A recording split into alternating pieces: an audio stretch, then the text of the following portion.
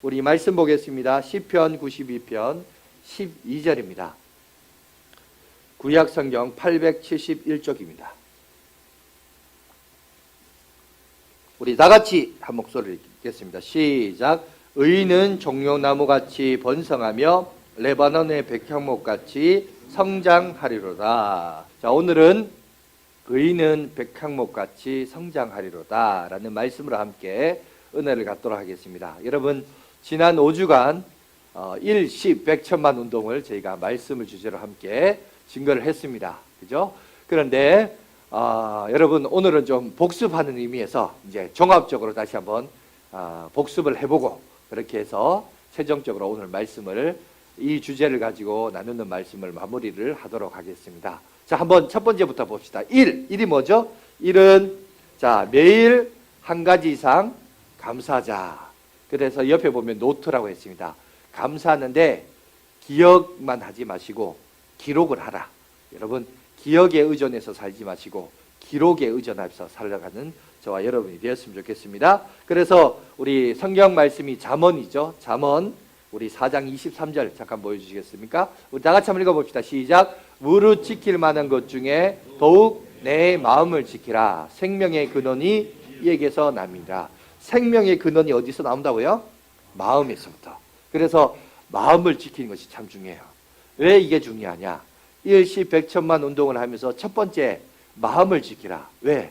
오늘날 이 시대는요, 지성과 이성이 여러분 발전한 시대예요. 그래서 지성과 이성이 발달하다 보니까 비판의식이 여러분 인간에게 상당히 매력적으로 느끼는 시대가 오늘날 이 시대입니다. 그러다 보니까 이게 비판의식이 발전하여서 뭐가 많으냐? 불평과 불만이 많아요. 그래서 이 불평과 불만이 많다 보니까 사람의 마음이 뭐가 많으냐? 여러분, 감사가 없어요. 감사가. 감사하는 인생이 돼야 되는데 늘 불평과 불만과 지적질과 막 이런 것밖에 없다고요. 그러니까 사람이 마음이 황폐해져가요. 여러분, 인간의 인간다움이 없어지는 게 오늘날 우리가 살아가는 이 시대입니다. 성장과 여러분 경제 성장과 여러분 이것 일들을 힘쓰다 보니까 언제부턴가 우리 사회도 마음이 점점 병들어가요. 여러분, 이거를 이제 피지컬적으로 얘기하자면 이게 뭐냐? 정신병이죠. 정신병. 마음이 병드니까 정신병이 오고 정신병이 오니까 육체적 병까지 오는 겁니다. 그러니 오늘날 이 시대는 뭐가 잘못된 시대냐? 마음이 병든 시대예요. 그래서 이 병든 마음을 고치려면 어떻게 해야 되느냐? 여러분, 추운 겨울 지내고 딱딱하고 굳은 땅이 이제 농사를 지으려면 어떻게 해야 됩니까? 그 농사를 기경을 한다 그러죠. 밭을 갈아엎습니다. 여러분, 우리의 마음밭도 갈아엎어야 돼요. 불평과 불만이 많은 우리의 이 추운 겨울과 같은 이 마음을 갈아엎으려면 어떻게 되냐? 여러분, 그거는 갈아엎자고 갈아엎는 게 아니라 이겁니다. 불평과 불평에서, 여러분, 불만과 불평에서 하나님을 찬양하고 감사하는 마음으로 갈아엎는 거예요. 그러니 매일매일 여러분 자다가 눈을 떴을 때 오늘 하나님 앞에 감사할 제목이 뭔가, 지난 하루를 돌아보면서 감사할 내용이 뭔가, 이렇게 한번 적어보십시오. 아니, 잠자기 전에 하든지 자다가 깨어나서 제일 먼저 하든지, 중요한 것은 뭐냐? 매일매일 한 가지 이상 우리가 하나님 앞에 감사할 내용을 말로만 고백하지 말고 기록을 하십시오. 기록을 하고 남기다 보면 나중에요, 그런 기록들이 남겨져 있죠. 그리고 그 글을 읽을 때 여러분들이 큰 시험이나 어려움이 왔을 때 그 기록을 보면서 그게요, 힘이 되고 믿음이 되고 그 역경 속에서 이기게 되는 놀라운 동력이 됩니다. 그렇기 때문에 여러분, 우리 자신을 돌아보면서 늘 자기 마음을 가꾸는 것이 참 중요해요. 왜? 오늘 잠언에 있는 말씀처럼 생명의 근원이 어디서 나온다고요? 마음에서부터. 근데 이 마음을 잘 다스려야 돼요. 마음을 다스리는 것은 딴 거 아니에요. 뭐죠? 먼저 하나님 앞에 감사함으로 이 마음을 지키는 것이 중요합니다. 마음 관리가 중요하고, 두 번째가 뭐죠? 10입니다. 매일 10분 이상 보여주세요. 교회와 이웃을 위해 중보 기도하자라고 했습니다. 그죠? 그러면서 기도에도 뭐가 있다? 순서가 있더라. 그래서 성경구절 6장, 마태복음 6장 33절입니다. 다 같이 읽겠습니다. 시작. 그런즉 너희는 먼저 그의 나라와 그의 의를 구하라. 그리하면 이 모든 것을 너희에게 다하시리라. 무엇을 먹을까, 무엇을 마실까, 무엇을 입을까, 이런 염려 때문에 우리가 기도를 할 때가 많습니다. 그런데 오늘 주님은 우리에게 말씀합니다. 그런 것이 기도의 우선순위가 되지 말고 하나님의 나라와 의를 위해서 먼저 기도하라는 거예요. 그렇게 기도하면 하나님이 이 모든 것을 다하여 역사해 주시겠다라고 분명하게 얘기하고 있습니다. 왜? 우리에게도 있어서요, 기도도요, 순서가 있고 절차가 있음을 우리 가운데 가르쳐 주고 있습니다. 그러면서 여러분, 마태복음에서 주기도문은 어디에 위치해 있냐면 마태복음 5장에서 7장에 산상순이 뭐냐면 하나님 나라 백성이 살아가야 할 삶의 원리를 가르쳐 주고 있거든요. 그 하나님 나라 백성이 살아가야 할 삶의 원리 가운데 센터, 코어라고 하죠. 한가운데 주기도문이 있어요. 무슨 말이냐? 우리가 하나님의 백성이 살아가야 할 삶의 원리에 그 동력이 되고 힘이 되고 근원이 되는 게 어디냐면 기도에서부터 출발된다는 거예요. 여러분, 우리가 하나님의 백성으로 살아가려면 어떻게 살아가냐? 결심과 다짐과 뭐 일시백체만 운동처럼 운동하자 이런다고 되는 게 아니라, 결심한다고 되는 게 아니라 뭐냐? 기도의 힘으로. 그래서 우리의 롤 모델이시고 우리의 구원해 주신 예수님도 보세요. 이 땅 가운데 오셔서 세례 요한으로부터 세례를 받았죠. 그리고 공생애가 시작됩니다. 그 다음 뭐 하셨죠? 광야로 갔어요. 40일을 금식하면서 뭐 했죠? 기도하셨어요. 예수님의 공생애의 시작은 기도로 시작했습니다. 그리고 마칠 때도 십자가 위에서 아버지, 내 영혼을 아버지께 부탁하나이다. 기도로서 마감을 하셨습니다. 주님도 기도로 시작해서 기도로 마쳤어요. 여러분, 우리도 우리의 삶을 기도로서 시작해서 기도로 마치는 거예요. 내 힘으로 하는 게 아니에요. 내 결심으로 되는 게 아닙니다. 우리가 기도의 힘으로 이것이 감당할 수 있고 가능할 수 있다. 그 얘기했습니다. 그래서 기도에도 우선순위가 있다라는 사실 기억하시고, 100은 뭐죠? 100은 다 같이 보겠습니다. 시작. 매일 성경 묵상한 내용을 100글자 쓰자. 그죠? 그래서 아마 우리 새 가족들은 우리 이따가 좀 나눠주시오. 저희가 새해 때 노트를 나눠드렸거든요. 그래서 우리가 매일매일 우리 성서 유니온에서 나온, 여러분 매일매일 여러분 주보에도 보시면 1페이지, 2페이지에 보시면, 그죠? 평일 새벽 기도에서 저희가 성경 본문이 나와 있습니다. 그래서 그걸 묵상하고 느낀 점을 100글자 써라. 100글자 쓰면 100글자 그러니까 많은 것 같지만 여러분 글을 써보면 거의 5줄에서 6줄이면 다 쓸 수 있어요. 그러니까 여러분의 언어로 말씀을 듣고 느낀 것을 이렇게 적어보라는 거예요. 적는 훈련도 중요해요. 여러분, 디지털 시대에 아날로그 영성이 중요합니다. 여러분, 쓰다 보면 여러분 이것을 쓰는 훈련을 통해서 여러분의 마음에도 이것이 기록이 되는 거예요. 그래서 자꾸 말씀을 듣고 읽고 들은 내용을 글로서 표현하고, 그러면서 여러분 우리가 그런 것들을 통해서 성장하게 되어 있습니다. 성경 구절을 한번 볼까요? 시편 여러분 1편, 그죠?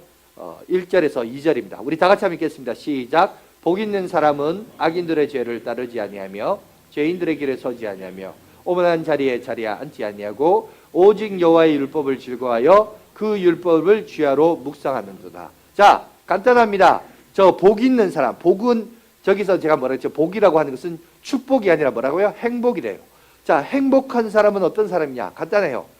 악한 것을 따르지 않고, 자, 하나님의 말씀을 가까이 하는 거. 행복한 인생은 악한 것을 따르지 않고 하나님의 말씀을 가까이 하는 거. 그런데 저기 동사를 뭐라 그랬죠? follow, stand, sit down. 뭐냐?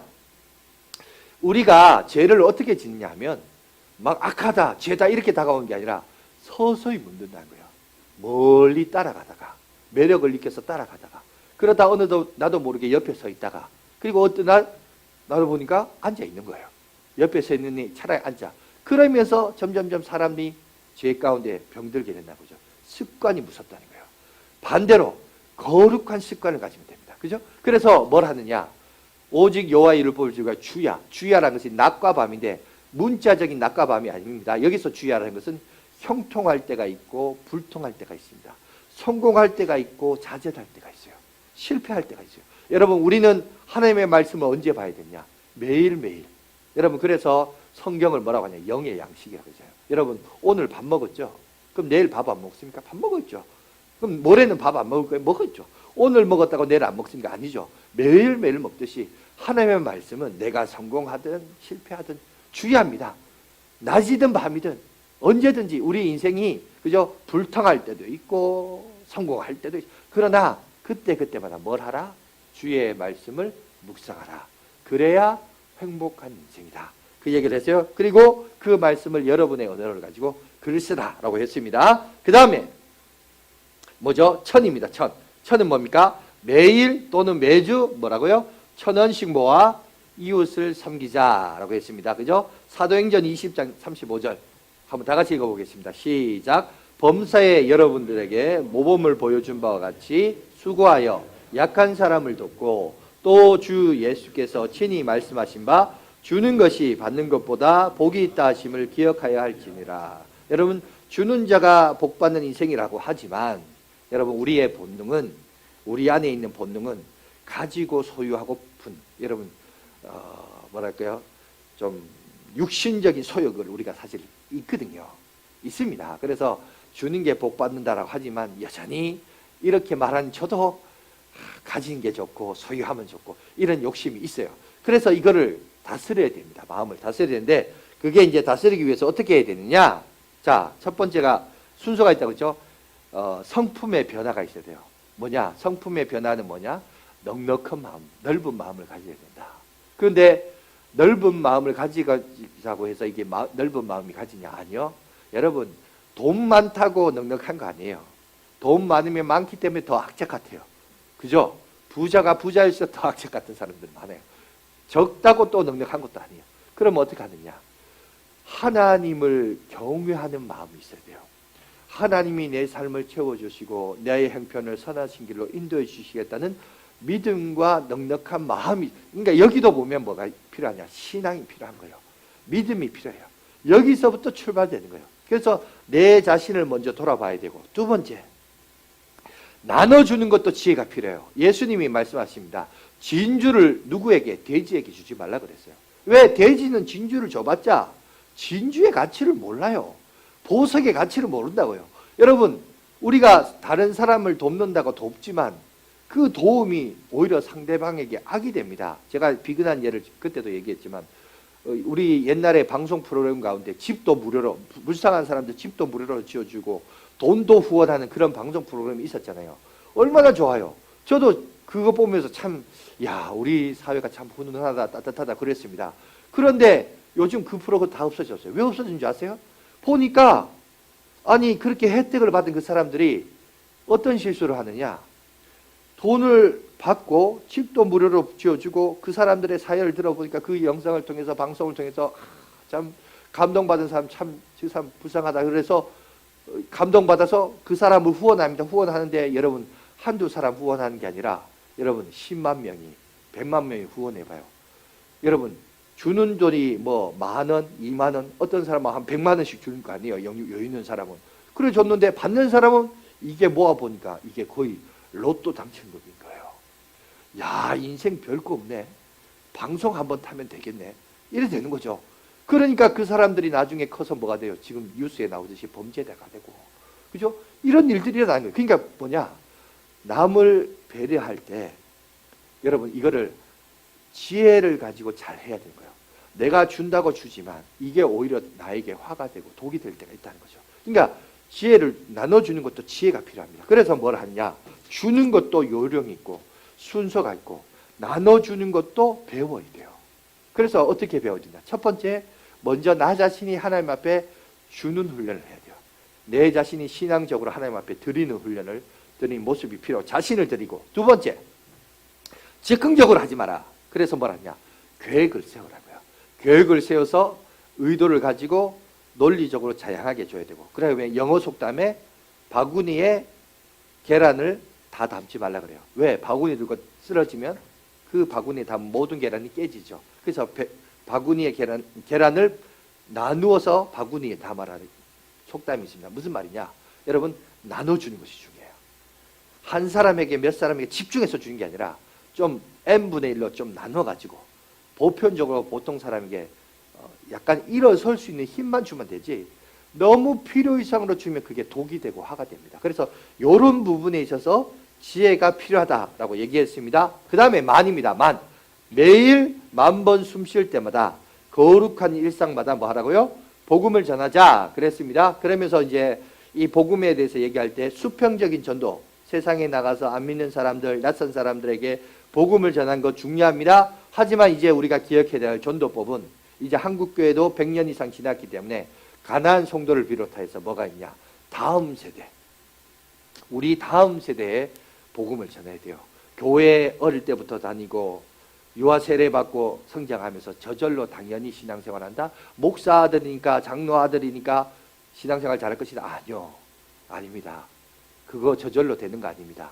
아닙니다. 우리가 의지를 가지고 분별력을 가져서 신앙 성장을 위하여 다음 세대를 위해서, 그래서 10,000번 숨 쉰다는 것이 하루에 20,000번 우리가 숨을 쉬는데 우리의 일상입니다. 우리의 일상을 통하여서 우리 자녀들에게 신앙을 가르치고, 여러분 영적인 계승을 해야 되는 이유가 있다는 거예요. 여러분 이거를 제대로 하지 못하면 신앙의 역기능이 일어납니다. 그러니까 우리가 이걸 조심해서 다음 세대를 위해서 잘 가르치자. 그러면서 이제 해당되는 성경 구절이 누가복음 2장 52절이에요. 예수 그리스도는 우리의 믿음의 주도 되지만 우리의 삶의 롤 모델도 됩니다. 한번 다 같이 읽어볼까요? 시작. 예수는 지혜와 키가 자라나며 하나님과 사람에게 더욱 사랑스러워 가더라. 여러분 성장이라는 과정 속에서 여러분 우리가 주님의 모습을 통해서 받아야 될 롤 모델은 뭐냐? 아까 그 성경 구절 다시 보여주세요. 거기 보면 예수님이 뭐가 자랐다 그랬죠? 지혜가 지성이 성장했어요. 지혜만 자랐습니까? 뭐로 자랐죠? 키도 자랐어요. 육체적 성장. 지성과 여러분 육체적 성장은 같이 가야 돼요. 그런데 그것만 있느냐? 아닙니다. 또 있습니다. 뭐죠?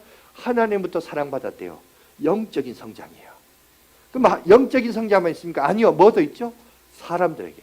그죠? 사람에게 사랑스러워 갔습니다. 그러니까 사회적 성장이에요. 오늘날 우리는 신앙 좋다, 믿음 좋다 그러면서 사람들과의 인간관계가 안 좋은 사람들 있습니다. 여러분 그거 기형적 성장이에요. 그거 바른 성장 아닙니다. 하나님과의 신앙 성장도 좋고 사람들과의 신앙 생활도 좋아야 돼요. 그런데 교회에 와서 하나님과의 신앙 성장은 없는데 사람들과의 관계 성장이 좋다. 이것도 문제예요. 그러니까 밸런스를 입체적으로 다 골고루 지성도 자라고 몸도 자라고 하나님부터 사랑도 받고 사람들에게도 사랑받고 네 가지가 다 균형을 이뤄서 신앙이 성장돼야 돼요. 이런 골고루의 신앙 성장을 위해서 한 걸음 한 걸음 나가는 것이 참 중요한 겁니다. 여러분 아이가 태어나죠? 아이가 태어나면 그 다음 단계가 뭡니까? 이제 저를 비춰주십시오. 그 다음 단계는 다른 거 아니에요. 이제 성장하는 겁니다. 성장하는 거. 여러분 이 자리에 계신 분들은 저는 예수 그리스도로 말미암아 구속으로 말미암아 죄 사함을 받고 거듭 태어나서 새 생명이 된 존재임을 저는 믿습니다. 믿습니까? 그죠? 그렇죠? 그래서 우리가 새로 태어난 존재예요. 이제 새로 태어났으면 이제 우리가 해야 될 일은 뭘까요? 여러분 새로 태어났으니까 아이로 태어났으니까 그 다음 단계는 성장하는 단계입니다. 올바른 목적과 방향성을 향하여 성장하며 나가는 단계가 우리가 나가야 할 단계예요.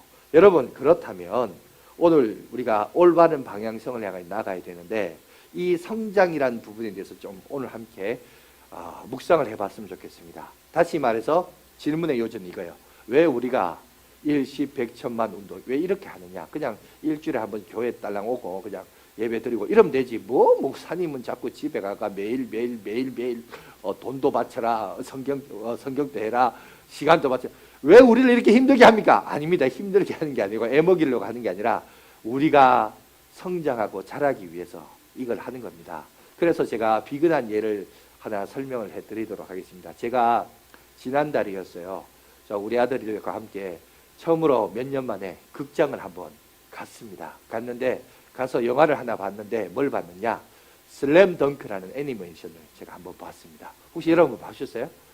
그거 혹시 자막 있는데 한번 보여주시겠어요? 그거 보면 저 뭐냐면 애니메이션이 뭐냐? 만화책이에요. 만화책. 아이 뭐 나이 많은 사람이 저걸 보냐 이러는데 저게 사실 제가 고등학교 때 나왔던 만화책이에요. 그러니까 지금으로부터 약 한 30년 됐죠. 그러니까 가만히 생각해 보니까 좀 옛 추억도 있기도 하고. 근데 제가 아들한테 물어봤거든요. 저 슬렌더 그 봤냐고. 자기 봤대. 그러니까 뭔가 자식하고 공감대가 되기도 하고. 우리가 흔히 이제 부자 유친을 하지 않습니까? 그죠? 이제 부자 유친을 좀 해보려고 그래서 우리 극장 한번 가자. 그래서 저걸 보려고 한번 갔었습니다. 갔는데 원래 저기 농구라고 하는 것이 작가 이름이 다음 거 보시면 나오는데 작가 이름이 자 이노우에 다케이코라는 사람입니다. 자, 이 사람이 저 그 슬램덩크라는 만화책을 썼는데 왜 썼느냐? 주제가 있어요. 주제가 뭐냐면 저기 까만 글씨로 적혀 있는데 소년들의 성장물. 사람이 태어나면 성장하는 과도기가 있잖아요. 그 과도기 때 자, 농구라는 매개체를 통해서 인간이 어떻게 성장하느냐. 인간 성장 드라마를 표현하려고 여러분 저 이제 만화를 쓴 겁니다. 그래서 그 내용을 보시면 다음 거 보시면 5명의 인물이 나옵니다. 정대만, 서태웅, 송태섭, 강백호, 최치수 이렇게 나오죠. 5명의 인물이 나오는데 서로 다른 배경과 캐릭터를 가진 인물이 어떻게 어른으로 성장하느냐. 성장 이야기를 기록하고 있는 내용이에요. 그래서 원래 만화책의 주인공은 강백호입니다. 그런데 오늘 저 애니메이션은 영화로 만들었는데 송태섭이라는 저 인물이 주인공으로 등장해요. 그래서 저 이제 송태섭이라는 인물이 등장하면서 이야기를 하는데 뭐냐면 어릴 적 얘기로부터 이야기가 시작이 돼요. 무슨 얘기가 나오냐? 시작이 이렇게 됩니다. 아버지의 죽음으로부터. 그 가정사를 얘기하는데 아버지가 자기 초등학교 시절에 죽음을 당합니다. 뭐 어떤 이유로 죽었는지 모르지만 하여튼 죽음으로 시작이 돼요. 그래서 형이 있고 본인이 있고 여동생이 있는데 형이 그래요. 이제 이 가정의 주장은 나다. 너는 부주장이야. 그러면서 형이 농구를 너무 좋아했어요. 좋아할 뿐만 아니라 중학교 시절에 최우수 선수가 됩니다. 그래서 주변 사람들로부터 인정도 받았고 자기도 농구를 좋아해서 형과 함께 농구를 많이 했어요. 하다가 어느 날 형이 친구들과 함께 낚시를 가게 됩니다. 배를 타고 낚시를 가다가 조난을 당해서 실종을 당해요. 그러니까 그 가정은 어떠냐? 아버지를 잃고 그 다음 형도 실종당하고 그러니까 이 송태섭이라는 이 친구는 뭐냐 하면은 삶의 여정이 이런 아버지를 잃고 형도 잃은 그런 삶의 압박. 그러니까 아버지의 역할도 자기가 해야 되고 형의 역할도 자기가 짊어지는 그 어떤 무거운 짐을 짊어진 채 살아가는 인물이 이 송태섭이라는 인물이에요. 그래서 형이 좋아했던 농구, 자기도 좋아하기 때문에 농구를 합니다. 농구를 하는데 농구를 하다 보니까 다음 거 한번 보여주세요. 보면 뭐가 나오냐면 그 다음 걸 보여주시면 어릴 때 막 농구를 해요. 농구를 하면 사람들이 코치들이 얘기합니다. 아, 저 친구가 바로 그 죽은 동생이구나. 그게 다 무슨 얘기하냐면 형 얘기를 하는 거예요. 그러면서 하는데 형만은 아우가 없다. 형만큼의 수준은 안 되는 거예요. 그러니까 사람들이 자꾸 주변을 비교를 하는데 누굴 비교하냐. 죽은 실종된 자기 형과 자기 얘기를 해요. 그것뿐만 아니라 자기 어머니도 그 다음 장면을 보면 늘 실종된 아들을 그리워해서 바닷가에 앉아서 그 아들을 그리워하는 모습을 이렇게 보면서 이 송태섭이라는 인물이 그렇게 인생을 살아갑니다. 어느덧 고등학교 2학년이 되었고 오늘 거기 만화에 나오는 주된 스토리는 뭐냐면 상황공고라는 여러분 그 고등학교와 준결승을 치는 장면이 나와요. 근데 왜 하필 상황공고냐면 사실은 자기 형이 그 농구를 너무 잘해서 원래 보통 엘리트 코스라고 있잖아요. 선수가 잘하면 좋은 고등학교, 좋은 학교로 진학을 하지 않습니까? 그 당시에도 상황고등학교가 유명한 고등학교예요. 그런데 형은 동생에게 뭐라고 하냐면 나는 여기 이 학교 가지 않고 오히려 나는 이 학교를 이기겠다. 이렇게 선언하고 얘기한 거예요. 그런데 그 형이 이기지 못하고 그냥 중학교 때 실종당한 채 죽어버렸기 때문에 그 상황공고를 앞두고 이제 그 이야기 스토리를 쭉 소개하고 있는 거예요. 그러면서 이 송태섭이라는 인물이 자 상황공고전을 앞두고 어머니에게 편지를 씁니다. 편지를 쓰는데 쓰다가 찢어버려요. 근데 그 찢어진 편지 속에 그 송태섭이라는 사람의 그 마음이 녹아져 있는데 뭐라고 적혀있냐면 이렇게 적혀있어요. 지금껏 살아있는 게 형이 아니라 저라서 미안해요 엄마. 이렇게요. 아 가슴이 찡하더라고. 그러니까 이 친구가 어릴 적부터 성장하면서 어머니에 대해서 가정에 대해서 어떤 마음을 가지고 있는가. 어머니는 형을 그리워하고 그죠? 그리고 뭐 잃어버린 거에 많이 아쉬우니까 그렇겠죠. 그런데 그 모습을 바라보며 성장했던 그 자식은 살아있는 게 저라서 미안하다. 이러면서 이제 편지를 쭉 씁니다. 그러다 찢어버리고 이제 다시 글을 쓰면서 어머니에게 편지를 남기고 여러분 시합에 나갑니다. 나갔는데 시합에 나가서 준결승전을 치르는데 전반전은 서로 대등하게 비등하게 갑니다. 그러다가 후반전에 이 상황공고의 감독이 전술을 하는데 뭘 전술을 하냐면 올코트 프레싱이라는 전술을 해요. 이게 뭐냐면 이 송태섭이라는 친구가 포인트 가드입니다. 포인트 가드는 뭐냐면 자기 적진에서 자기 위치에서 상대방 적진으로 공을 이동시켜서 어시스트, 그래서 우리 팀이 뭐랄까요, 득점을 할 수 있도록 도와주는 역할을 하는 게 포인트 가드거든요. 그런데 처음부터 올코트 프레싱으로 압박을 해요. 다음 걸 보시면 영상이 잠깐 나오는데 클릭 한번 보여주세요. 해주시면 올코트 프레싱이 뭐냐, 저렇게 시작해죠. 시작할 때 상대방 선수가 저 반대편에서 미리 서 있는 거예요. 아예 처음부터 이렇게 마크를 하는 거예요. 그러니까 가드가 사실은 공을 받아서 드리블을 해서 적진까지 가야 되는데 못 가니까 어떻게 하냐, 저렇게 해서 압박을 받으니까 패스를 하는데, 패스를 주는데 보세요, 패스를 주다 보니까 오히려 상대방이 저렇게 빼앗는 거예요. 그죠? 저렇게 막 가드가 역할을 해야 되는데 역할을 못해서 하다 보니까 상대방 선수가 공 빼앗는 이런 올코트 프레싱을 통해서 여기 이제 후반 시작하자마자 8분 동안 여러분 득점은 못하고 상대방에게 공을 뺏기면서 20점차 점수차가 벌어져요. 이제 그냥 승부가 완전히 기울어지는 그런 상황이 됩니다. 그런데 이게 왜 보여주냐, 참 작가가 놀라운 것은 뭐냐면 이 송태섭이라는 인물이 농구 경기도 그렇고 또 그의 인생도 그렇고 뭐냐, 그의 인생은 늘 삶의 짐을 짊어진 채 압박 속에서 살아가는 인물이에요. 늘 짓눌려서 살아가는. 그런데 농구 경기도 마치 올코트 프레싱으로 막 짓눌려서 살아가는 인생. 그런데 나중에 이제 농구 얘기를 보시면 그 올코트 프레싱 압박 속에서 뚫고 나가는 장면이 나옵니다. 그리고 나중에는 어떻게 되냐, 저 경기 20점 차로 벌어졌지만 나중에 재역전에서 우승을 해야 돼요. 우승을 하게 되고 그 우승을 하게 되면서 뭐냐, 형의 그늘로부터, 형이 이기고 싶었던 그 상황공고를 이기면서 형의 그늘로부터 벗어나는 이야기가 저기에 나와 있습니다. 나와 있는데 중요한 것은 이렇게 인간이 어떻게 성장하느냐, 인간 성장 드라마가 여기 있어요. 여러분, 그래서 이번에 뭐 우리 카페에 우리 뭐 이렇게 책들을 기증하자고 했는데 여러분 저 책도 괜찮아요. 오히려 인간 성장의 이야기에 참 많이 도움이 되기 때문에 좋고, 그런데 저는 이제 저 부분도 은혜 받았는데 감동받았는데 저는 어떤 부분에서 감동을 받았냐면, 여러분 보세요. 참 작가가 참 대단한 연출을 가지고 있습니다. 뭐냐면 우리는 보통 이렇게 하면 주인공 이야기, 이기는 쪽의 이야기만 많이 하잖아요. 근데 이 작가가 거기만 얘기하지 않고 상대편 지는 쪽의 이야기도 나와요. 여러분 다음 거 보여주시면, 여러분 정우성이라는 상황공고의 에이스가 있습니다. 저 친구는 뭐냐면 농구의 천재예요. 농구를 너무 잘해요. 지금까지 농구 경기에서 한 번도 져본 적이 없는 친구예요. 그래서 농구라면 국내에서는 1등을 가는 친구입니다. 그래서 그가 이 경기를 치르기 전에 신사에 가가지고 절에 가가지고 기도하는데 뭐라고 기도하냐면 새로운 경험을 하게 해주십시오라고 기도하면서 여러분 그가 이제 나옵니다. 새로운 것을 경험하게 해주시옵소서라고 기도하면서 나오는데 정작 이 여러분 경기에서 그가 지게 됩니다. 지게 되면서 여러분 복도에서 걸어가다가 새로운 것을 경험하게 해주시오. 그 장면이 또다시 재현되면서 그가 그것을 생각하면서 펑펑 울어요. 근데 여러분 왜 우냐면 자기가 새로운 것을 경험하게 해달라는 말은 뭐냐면 이제 미국 땅에 가서 NBA 가가지고 더 큰 무대, 더 큰 넓은 데서 내가 새로운 것을 그걸 가지고 기도했는데 정작 신은 나에게 처음으로 패배라는 새로운 것을 경험하게끔 했거든요. 그러면서 그걸 경험하면서 펑펑 울어요.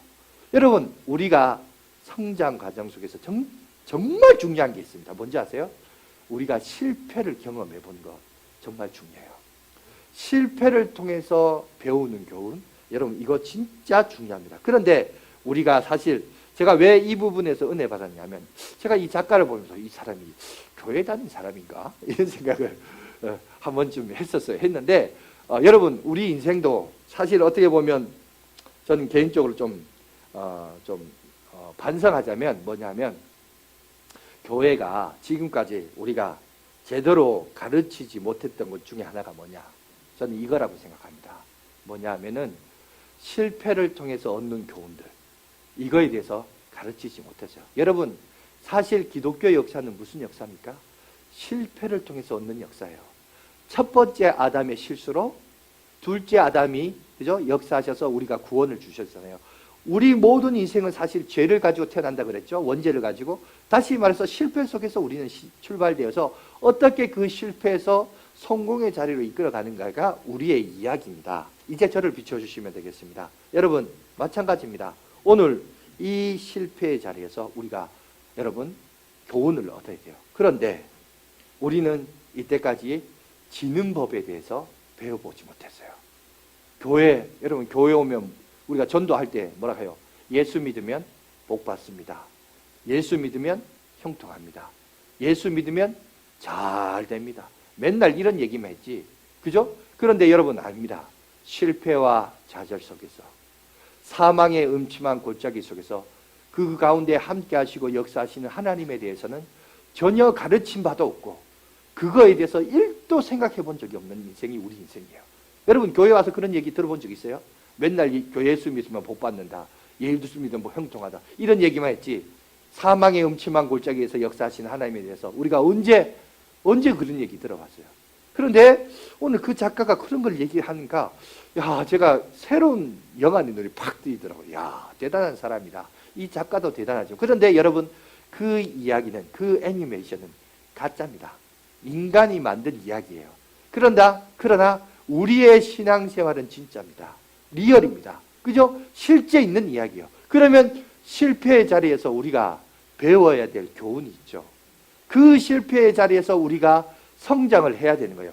자, 성장이란 말이 딴 게 아닙니다. 키가 자라고 몸만 자란 게 성장이 아니라 인간의 모든 관계 속에서, 여러분 인간관계 속에서 거기서 실패하고 넘어졌을 때 어떻게 그 상처와 과거의 아픔을 딛고 일어나느냐, 이게 중요한 거거든요. 근데 오늘날 교회의 문제는 이런 게 무너져 버렸어요. 예수 믿으면 잘 된다 이런 얘기만 해요. 그늘진 인생에 대해서 전혀 얘기하잖아요. 그러니까 교우들이 뭐예요?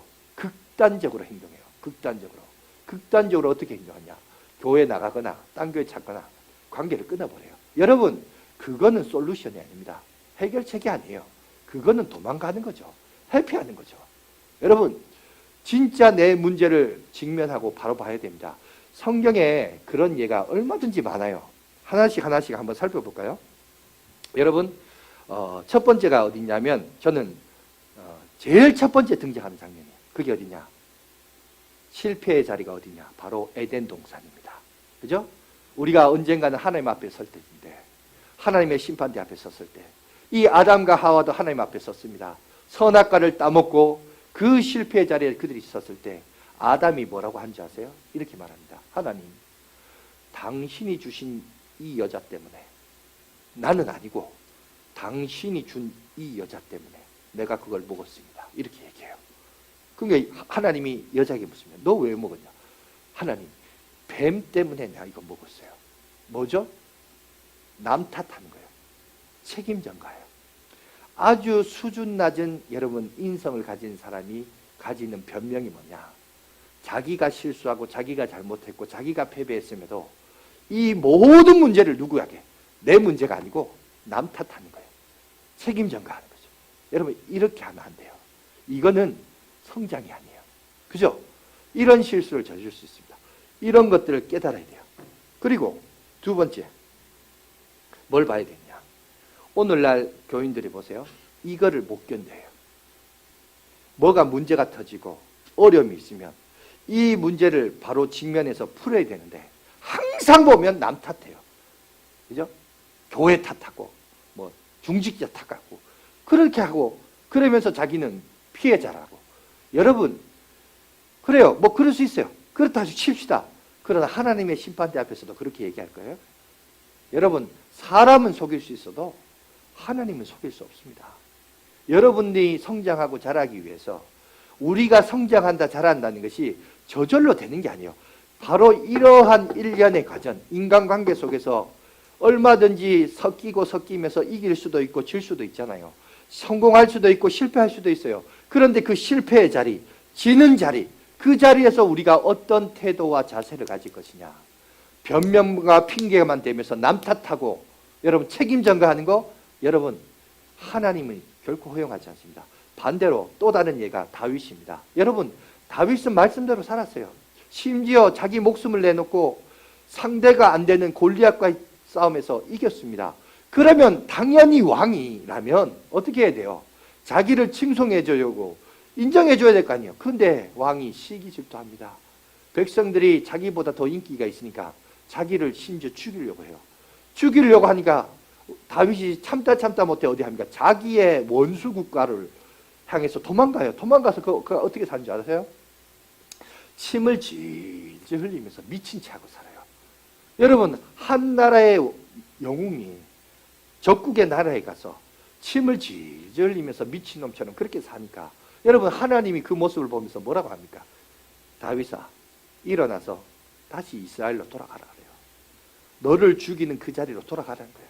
실패의 그 자리로 돌아가라고 해요. 여러분 오늘날 저와 여러분도 기억하십시오. 여러분 믿음이 뭔지 아세요? 실패의 자리로 돌아가고 좌절의 그 자리로 돌아가서 그 문제 앞에서 자기가 설 수 있고 직면할 수 있는 용기, 그것도 여러분 믿음이에요. 그게 우리를 성장하고 자라게 하는 거예요. 하나님은 우리를 자꾸 나를 죽이는 그 자리로 다시 돌아가라고 해요. 그죠? 그 실패의 자리로 자꾸 돌아가서 그 문제를 직면하라고 그래요. 그 문제를 직면하면서 봐야 거기서 솔루션, 문제 해결을 찾을 수 있는데 자꾸 우리는 다윗처럼 피하려고 해요. 갈등을 피하려고 해요. 그리고 자꾸 그것을 도망가려고 해요. 여러분 그거는 믿음이 아니에요. 오늘 성경이라 하는 믿음은 예수 믿고 구원받는다 그것만이 여러분 믿음이 아니라 우리가 살아가는 삶에 여러 가지 갈등과 아픔들이 있는데 실패와 좌절은 그 문제 앞에 자기가 설 수 있는 용기, 이것도 믿음인 거예요. 서라 할 때 쓰면 돼. 왜? 하나님이 해결해 주겠다는 거죠. 너는 단지 거기서 서 있으라는 거죠. 하나님 왕이 나를 죽여, 절대 권력을 가진 그 나라의 최고 자리에 가지고 있는 왕이 나를 죽이려 하는데 내가 어디를 갑니까? 그런데 가라고 해요. 그 죽음의 자리로 가라 그래요. 가니까 죽었습니까? 아니죠. 그가 왕이 되었어요. 하나님이 그를 왕으로 세우신다니까요. 그러니까 우리가 내 문제가 있을 때 우리도 그렇잖아요. 문제가 있으면 에이 뭐 흔히 그런 말 하죠. 똥이 뭐 무서워서 피나냐, 뭐 더러워서 피하지. 그러면서 그죠? 그 문제를 자꾸 회피하려고 그래요. 눈물을 감으려고 해요. 아닙니다. 하나님은 우리를 하여금 다시 그 문제 앞에 서도록 하세요. 그래서 그 문제를 해결하기를 원하세요. 왜? 그래야 그런 일련의 과정이 있어야 뭘 했나? 성장이 있거든요. 성장이 있기 때문에 그렇습니다. 마지막으로 하나 예를 더 들어보겠습니다. 여러분 모세 시대도 마찬가지죠. 하나님이 애굽의 종되었던 그들을 건져내 주셨습니다. 말할 때 뭐라고 메시지를 던졌습니까? 내가 너희를 젖과 꿀이 흐르는 땅으로 인도하리라. 분명히 젖과 꿀이 흐르는 땅으로 인도하리라 말했는데 현실은, 그들의 현실은 풀 한 폭이 자랄 수 없는 사막 한가운데 1년 2년도 아니고 여러분 40년을 한 세대를 거기서 보내게 하셨어요. 아니 젖과 꿀이 흐르는 땅이라며. 그런데 왜 우리를 이곳에 보냈는가? 그런데 여러분 그들이 생각해야 됐어요. 그 사막 한가운데 실패의 자리에서 하나님이 왜 우리를 여기에 놓이게 하셨을까? 왜 우리를 광야의 인생길을 걷게 하셨을까? 이 광야 사막은요 오늘 우리에게 고난입니다. 여러 가지 인간관계든 경제적인 것이든 건강 문제든 여러분 여러 가지 광야의 여러 가지 종류의 광야를 우리에게 걷게 하세요. 그러면 이런 고난이라는 광야를 우리가 걸을 때 우리는 그 자리에서 생각해야 돼요. 하나님이 여기서 우리에게 던져주는 메시지가 뭘까? 하나님이 도대체 뭘 말씀하려고 하실까? 1세대 여러분 애굽의 종이었던 출애굽에 했던 세대들은 여러분 맨날 종 되었던 그때 그 시절 그리워하다가 광야에서 다 죽어버렸습니다. 그리고 광야에서 태어난 새로운 세대들을 향하여 모세가 메시지를 던지는 게 신명기 8장 2절에서 4절 나와 있습니다. 우리 이 구절을 읽으면서 하나님이 그 애들에게 실패의 자리에서 뭘 말씀하신가를 한번 묵상해 보겠습니다. 다 같이 읽겠습니다. 시작. 내 하나님 여호와께서 이 40년 동안에 내게 광야의 길을 걷게 하신 것을 기억하라. 이는 너를 낮추시며 너를 시험하사 내 마음이 어떠한지 그 명령을 지키는지 지키지 않는지 알려 하심이라.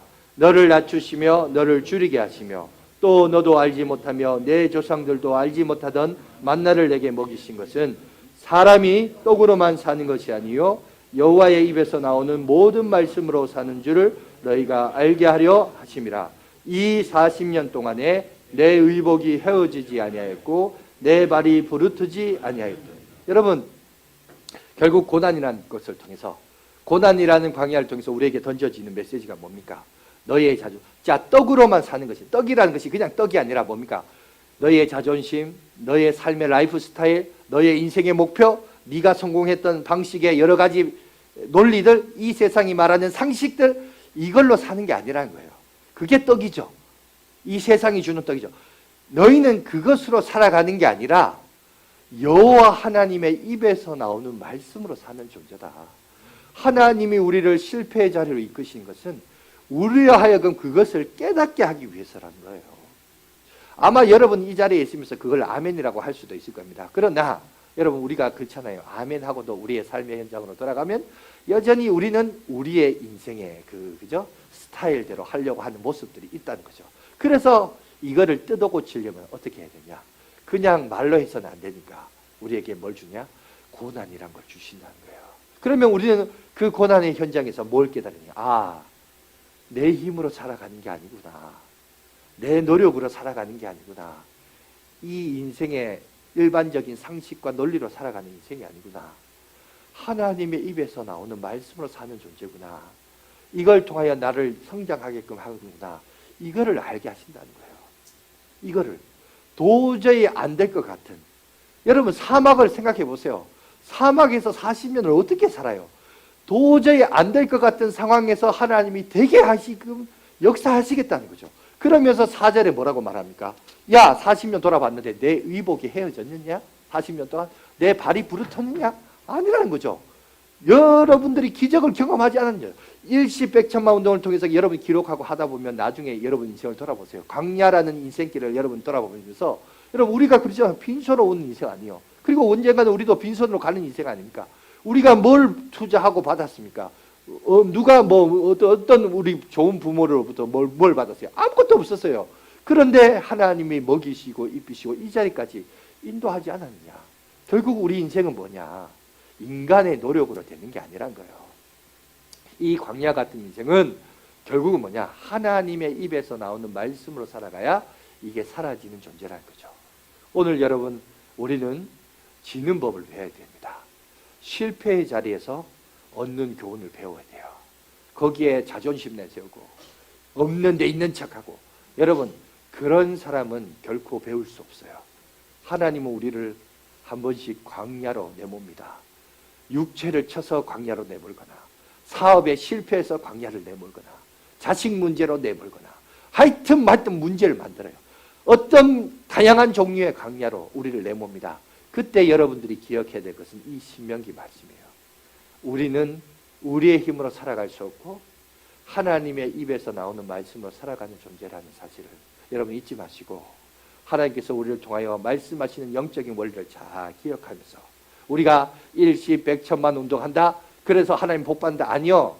그렇게 하기 때문에 여러분 광야의 인생을 걸을 때가 있습니다. 그렇게 하기 때문에 시련이 있을 수 있어요. 예수 믿는다고 복만 있는 게 아니라 예수 믿기 때문에 어려움이 올 수도 있어요. 그런데 그거는 잠시 잠깐입니다. 아침 한개예요. 그리고 이걸 통하여 하나님이 우리를 만드시고 하시는 하나님의 형상이 있다는 겁니다. 여러분, 우리가 그걸 보면서 우리가 믿음이 성장하고 자라나기를 원하시는 하나님의 마음을 좀 이해하시고 깨달아서, 여러분 우리 1년 동안 일시백천만 운동을 통해서 여러분 신앙이 성장하시고 자라시고, 그래서 성장하셔서 이 시대의 일꾼으로 주님 앞에 쓰임받는 저와 여러분들이 되시기를 간절히 바라겠습니다.